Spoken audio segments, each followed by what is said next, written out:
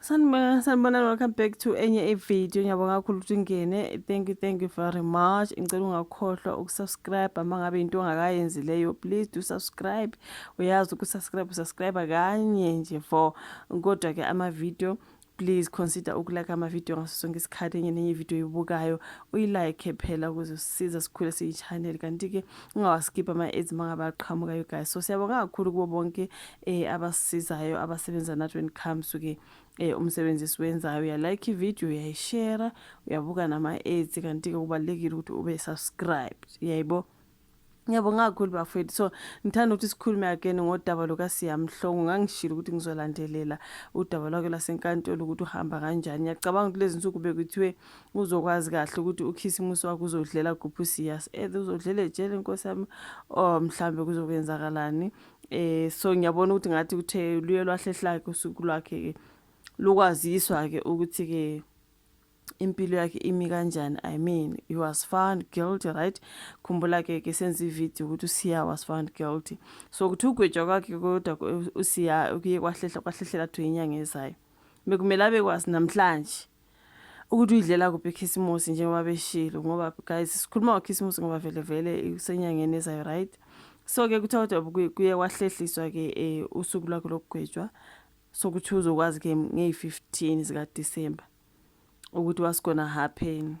So ngiyamthandazisa Nkosi yami uSiya guys ukuthi mhlambe bamnikeze like something like a house arrest ke, kodwa Nkosi yami mhlambe angazi community service, into enjalo nje bengamlahlele ejele Nkosi yami. You know what I mean? Because he was found guilty bafethu. Asikwazi ukushintsha lokho, he was found guilty.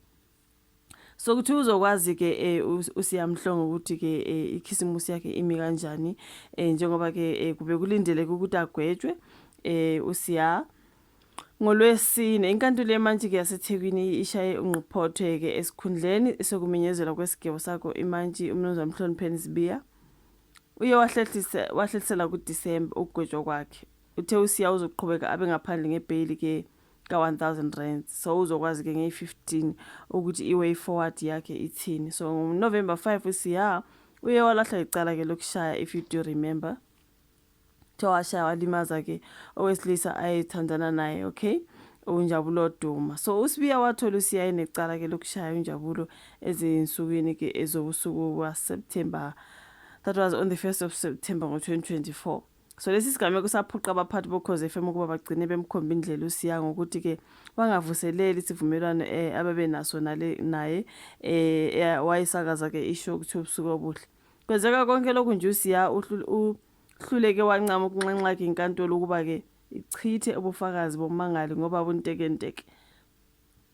I'm sure you do remember ukuthi babezicela ukuthi inkantolo ichithe ke ubufakazi bukaNjabulo Duma, kwathi hayi buntekenteke ngoba nangu phela babephuzile ntontoni, kodwa hayi akuzange kumsebenzele lokho. So kuthiwa yonke ke lemizamo ke kaSiya kwamanje nje kwafana nokuthi wayemanethela amanzi nje emhlane wedada, ngoba inkantolo yona yaphikisa isicelo sayisifakile, right? Abambeli bakaSiya babekhala ngokuthi kukhona umangali athi khona akazange ambone uSiya emjikijela ngebhodlela ngoba wayesabheka phansi, wezwa ngalo nje selimshaya.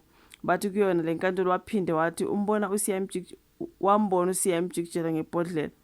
Okunye futhi akhala ngakho abameli bakaSiya ukuthi kungani inkantolo ithembe ufakazi obethulwa ngumuntu okwenza isigameko ecwile ke ezinkambeni zikaFaro ke Nkosi yami. So yeah man, bakhala nangokuthi umangalo wathi waqlinywa ekubeni udokotela yena ukuthi owamhlola wathi ke wafika enkantolo wathi zazingeke izimpawu zokuthi ngempela waqlinywa. Nakuba kunjalo ke kodwa imantshi yakhetha ukusichitha ke isicelo esabameli bakaSiya.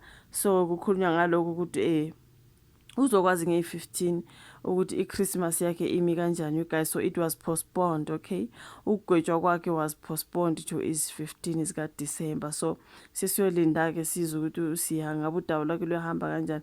Hopefully like bengishilo ngiyamthandazisa Nkosi yami ukuthi sengathi kungathiwa house arrest. Ingcono ke Nkosi yami house arrest you guys. Ingcono kakhulu nje kunokuthi kuvele kuthiwe prison.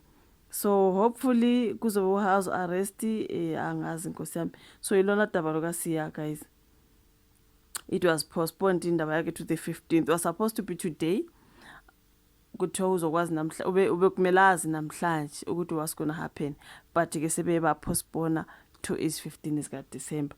Lumi kanjalo kudaba lukaSiyayo, guys. Asidlulele kolunye udaba.